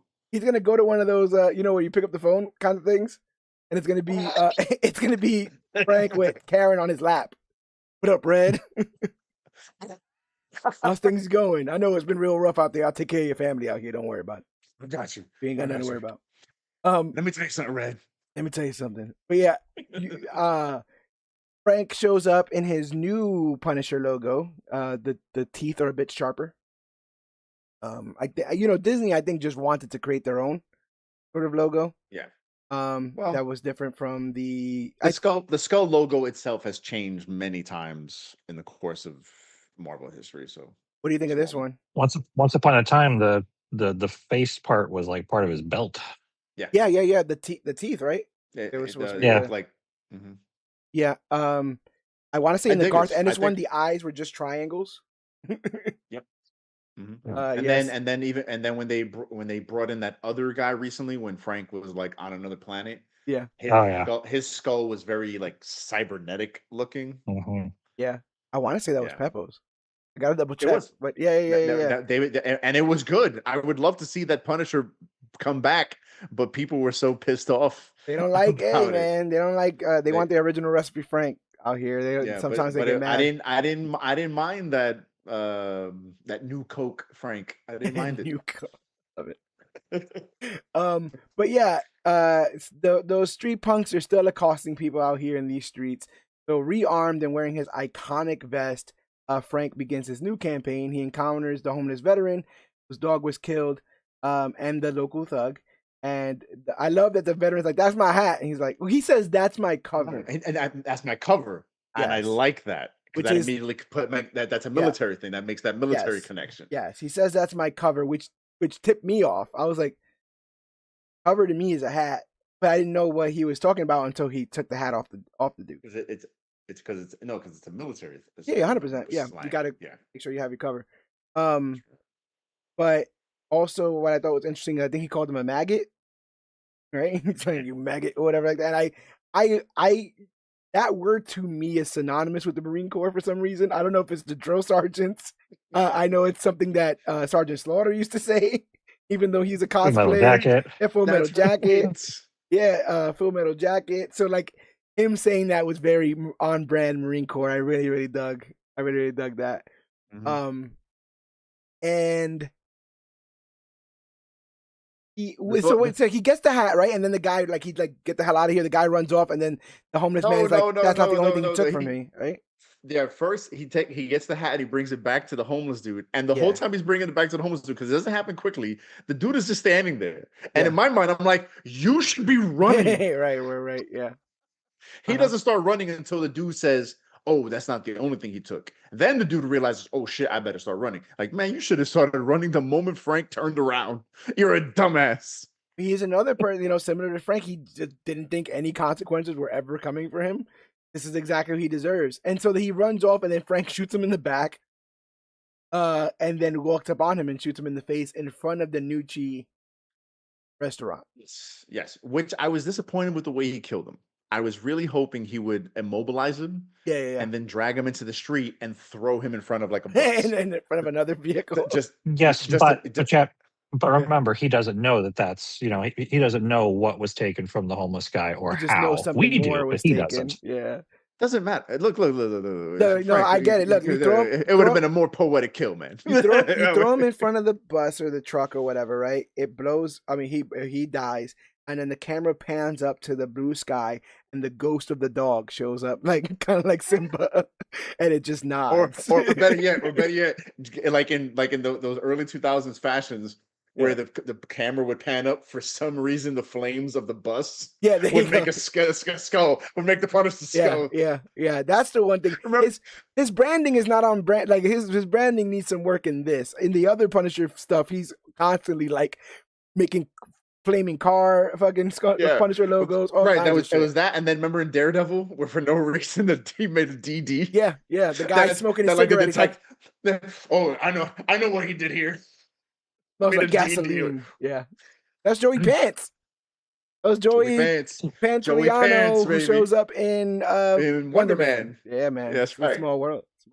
See, They need to find a way to put Thomas Jane in one of these, even if he's a mobster. It would be. I think it's worth it. Rest in peace, Ray Stevens. That was really really good. I ended up seeing that not that long ago. Punisher Warzone. I thought that was really for actually what it well was, made. it was probably up until you could argue that this one isn't that accurate. I know Frank could, but the Punisher Warzone Punisher is probably the most accurate Punisher we've ever gotten, as Yeah, goofy it as the is. movie was. Yeah. Yep. But no, that was the most accurate for the character because like Thomas Jane was the pesterer, not the Punisher. Yes. Right. Yes. Yeah. And Dolph Lundgren was Dolph Yeah. Lundgren. Although there is that great scene in that one where the ninjas are all as he's shooting them like doing the wave. Yes. Is it? We we covered that. remember Where when we covered remember when we covered that, Don? yeah, like he kicks Oh my somebody God. and the guy lands on swords, like just lands Yeah. on some swords that just happen to be on display. Really, really funny stuff. Frank, to those who would say that this is not their Punisher, what do you say? What have you found about this, Frank, that is endearing to you? I mean, for this one, yeah, I mean it's not my Punisher. I'll say that up front. But it's Bernthal's performance is great. I mean, he's made this version of the character his own, and Mm-hmm. something I've learned to get over as I've gotten older is no adaptation is going to be exactly what you think it's going to be or what it should be. Yeah, I blame Cog for that because he's got me into all these comics, and now I know not to assume that the adapted work will ever get close to the very personal feeling you feel, right? When you are spending so much time with these characters. They have to replicate that in an hour and change, or in this case, Right. 48 minutes. They have to 40 minutes, replicate all the good, bad, and all the feelings you have about both Frank and the Punisher in 48 minutes. It's an impossible task. If you are a fan, you can kind of plug in your own headcanon in certain places, right? Because Right. you know about that character and stuff. But yeah, and I also don't, to the Henry Cavill of it all. Like I don't. I think he does a great job in this, and he's going to be a lot of people's. But I hope that those people in search of that character read a little bit more Punisher, watch some of the other films, kind of get the whole spectrum of what this character could be. Because I also Right. wonder what's going to happen when he stops being a boiling pot. He can't constantly be on edge. Like I don't think he can. I hope this character is not meant to be somebody that's constantly on a hair trigger, constantly on edge. I actually like the one that is so competent that he kind of strolls into some of these places, right? Is it secret, like the beginning of Secret Wars, where all the bad guys are hanging out in the bar together because the world's ending? Then Frank just shows Oh up. yeah, at the bar with no name, and he just Yeah. walks in. Yeah. Yeah, Frank shows up like, well, what are we gonna do here? I like that, Frank. So hopefully we get a little bit of that as well. But I'm afraid that we're gonna get like straight man Frank in Spider-Man.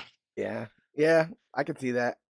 Well, I could see him just being in it for 10 minutes. Like that scene that we kind of saw in the trailer, it being just that. He has to. So it's weird, right? Because he has to be able to do both. He's in like some of the Marvel children's animated stuff. Frank Castle is. And trying explaining that, right, to anyone who knows who that character is. So to the extent Well, that they're lasers. yeah, to the extent of him being a little bit more PG, I think weirdly he has to be able to exist in both worlds if we're gonna perceive that he exists in the Marvel universe at all, right? He has to be able to do what he does in this, and then also like be in a team up, for Secret Wars or whatever. So it'll be very interesting to see how his characterization changes from here to there, and then what his permanent characterization is going to be moving forward. I think he works fine as a guest star. I don't Yeah. need to see another entire season of Punisher. If you keep sneaking him in, even doing this, if this is his thing where he gets an hour special here and there, and you put him in the next season of Daredevil Born Again, when they eventually hopefully bring back Defenders or a Luke Cage season Hmm. or a Moon Knight, as kind of like you said, being the boogeyman who shows up to team up to help do the dirty things that need to get done, or maybe Yeah. bring intel on something, and then kind of disappear back into the night. Him doing this again for a whole another season, I cannot perceive that. I think it would be best to do it the way that you do because that would be the solidification that everything's connected. Because if the mob is that's the thing that feels a little bit weird. If all these characters are in New York and no one's dealing with the Nucci's or whatever's going on in this particular day, you can kind of see past it. If Manucci is hell bent on taking him down after the events of this, I would like to see some other hero intervention. Other people being like, Right. yeah, Frank And caused that's this why shit, but I gotta get in that's there why I don't now. mind And them teaming up. That's why I'm saying I don't mind them teaming up. But him by himself, because also eventually, how much of this can he do by himself before heroes stop him? that's what I said again about like Spider-Man knocking on his door and being like, hey, buddy, Stan Yeah. Lee told me to tell you to chill the fuck Right. out. Well, some of the best uses of him, I mean, how he started are effectively as the villain, as the Yeah. antagonist. I Right. mean, him and Daredevil don't team up and, hey, how's it going? Right. It's I'm gonna do this like hell you are. Yeah, it's what he offers as being the like ideological opposite of most heroes. He challenges those people and their morals by saying there's a permanent end to this. You can stop them for good. You don't have to keep doing this back and forth. And their sort of reaction and response to him is how we learn more about those characters. So when you have a pure Punisher event, there's not really any challenge past him deciding he wants to kill people because once he does, kind of untouchable.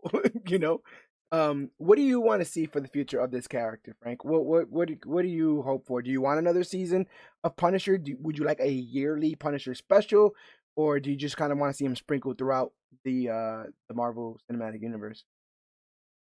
I do not. I agree with Alex. I do not need to see another series. Um, like I just said, he works. He works better in small doses, not necessarily as the protagonist all the time. Yeah, So have him show up for an arc in Daredevil. I mean, you know, we're going into the next season of Daredevil with Matt Murdock in prison. We hmm had this in the comics, and oh wait, Punisher got himself thrown into prison when Daredevil was in prison in the comics. yeah, yeah, So yeah. we can do some stuff with that. I mean, all the other players aren't there, but there's still things to We've do. we've done more with Um, less. We did Civil exactly, War with ten people or whatever, right? Like, exactly.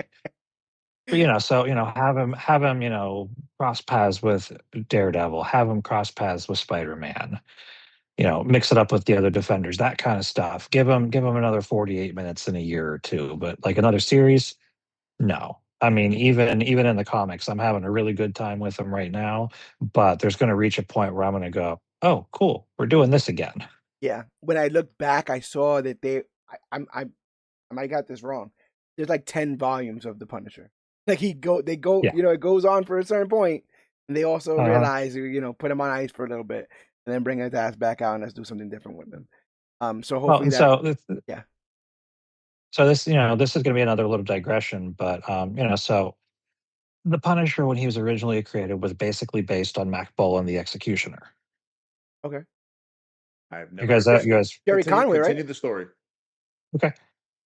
Well, What was that? Jerry Conway created the character, but not. I've never Right. heard of based on this Right. Max Yeah, Bolan. yeah, Who's yeah. this? Right. So Mac Bolan, the Executioner, is men's adventure novel character. So those modern day pulp styles that are like yay thick.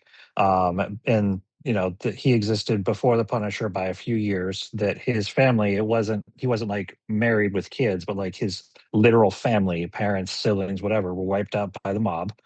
And he was former military, so he had training. So he went to war against the mob. And for the first couple years worth of books, because they were monthly, bi-monthly, whatever, he systematically took out mafia. And Ah. eventually, there were no more mafiosos to kill. So you can still walk into a bookstore today and buy an executioner book, but now he's like James Bond, Ethan Hunt, and Jack Bauer all in one. Yeah. He It's, knows it's nerve more endings and all that kind of international stuff. super agent stuff. Yeah. But so his initial war ended, but because of the nature of commerce, they found a new war for him. Yeah, Where they the will. Punisher, it is always the same war. And Mhm. every now and then you get a pause in the war because, he was hunting this guy for this series or whatever, and it stops, but then it picks up again. Yeah. You always find out like, oh, whoever's in town, Alberto's in town. He's the third cousin of the brother of the guy who killed my family. You know what I'm saying? Like, there's always that extended family kind of drama to help pull him in. What do you want to see for the future of this character, Cock? For like I said, I'm excited to see him in Brand New Day. Mm-hmm. I hope he shows up in Daredevil Born Again season 3. And depending on, because we're apparently going to get a plethora of other guest stars, and hopefully those guest stars either lead to another Defenders kind of thing, or New Warriors even, and he's kind of a part of that. I don't need to see another season of just Punisher doing Punisher stuff. I don't. No, I think I can agree with you there. Better in small doses. And again, if I have it my way, I want to see more like from the perspective of the criminal. I really like how terrifying Frank could look on the other side of it, without knowing that he's there, without knowing what armory he has on him. I think that's what makes the character the most effective, and the juxtaposition. You know, the idea that we just saw this incredibly bloody version of this character, and now we're gonna go into Spider-Man. Um, I want him to challenge Peter. I want him to be like and I think I heard a rumor that their ideological argument will be about how to handle a character like the Hulk. If a character like the Hulk wigs out, Peter's gonna be the first one to be like, "We need to stop. We need to just stop him and give him a hug." And Frank's like, "We need to kill him." He's gonna go look. He's gonna, wig out. But I'm we gonna gotta get wait. my bazooka. Yeah, we gotta wait until Brand New Day comes to talk about that. But if you guys were watching us live on YouTube, where we do our live version of the Major Issues podcast, thank you guys so much. It's been a blast doing it live on YouTube and having these videos live on. The audio version of this comes out every Thursday. So go ahead and check out that. If you've seen this video, you can listen to the Major Issues podcast on your podcast catcher of choice. But just looking up the Major Issues podcast, but in case you were curious, we're available on Podbean, Stitcher, the Apple Podcast app, TuneFind, YouTube, Spotify, and more. Just Google Major Issues Podcast, and we're the first ones to pop right up. But every single episode of the Major Issues Podcast, over 430 episodes, exist at comicbookclick.com, which is not only your one-stop shop for every episode of the Major Issues Podcast, but it's where our major reviews live. Our international team of comic book reviewers are kicking butt each and every day with fresh reviews of the latest and greatest to come to comic books. It has been an absolute pleasure doing that. We have a video series called Major Discourse, where we talk to creators in the space and find out what makes them tick, what makes them so passionate about this medium, and what makes them keep on keeping on. And we just put out an episode talking to the legendary Mark Waid. Go ahead and check that out.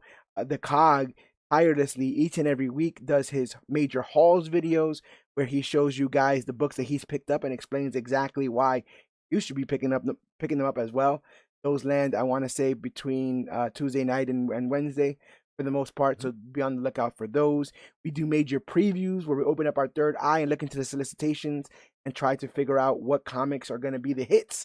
And boy, we're an embarrassment of riches right now. I feel like a lot of these publishers, especially the independent ones, are firing on all cylinders. The choices have become harder and harder to make, but we like betting on these ponies. So join us for that and see what picks we have there. We have a bunch of stuff coming up. I working on a project currently with the fantastic Frank Jerome that is going to include some interviews with some local comic book store owners in this conversation that we're having right now about piracy in the comic book space. It'd be very interesting to bend some of those guys' ears and find out how they've managed to stay afloat with some of this stuff going on. And we have some Twitch content that I'm very excited about, possibly launching very, very soon. So go to comicbookclick.com. Like I said, it's everything. It's everything I just spoke about and more. And we also need your help across all of our social media: Facebook.com/comicbookclick, Instagram at comicbookclick, and using that hashtag comicbookclick to talk about the newest, latest, and greatest things that come to comic books and comic book media. We're at Major Issue CBC on Twitter and also at Major Issue CBC on Twitch. And yeah, we got a bunch of cool stuff set up for this summer. Well, we have Tampa Bay Comic Con is around the corner. We got both Spider-Man and Supergirl landing this summer, and then ending the year with Avengers Doomsday. It's going to be absolutely crazy. While this is going on, dare I say, DC is putting out the best books they've put on in a very long time. Again, similar with things with Image and the creator-owned stuff. Really, really passionate projects coming together. And we might be bending the ear with some of the architects behind Marvel's Midnight imprint. We might be getting some of those guys on our airwaves talking about what put this whole thing together. And super, super stoked about that.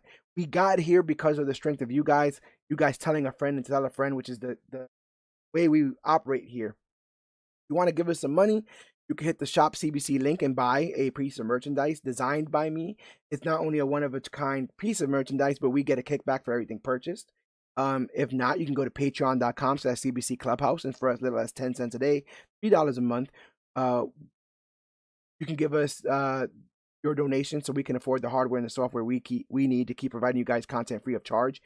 There's nothing behind a paywall that we do. Everything is free of charge. Everything is a labor of love, but every donation is also incredibly useful. We have a bunch of equipment. Sometimes it goes out. We have a bunch of time constraints. Sometimes I need to buy a burrito instead of sitting in the kitchen and making one.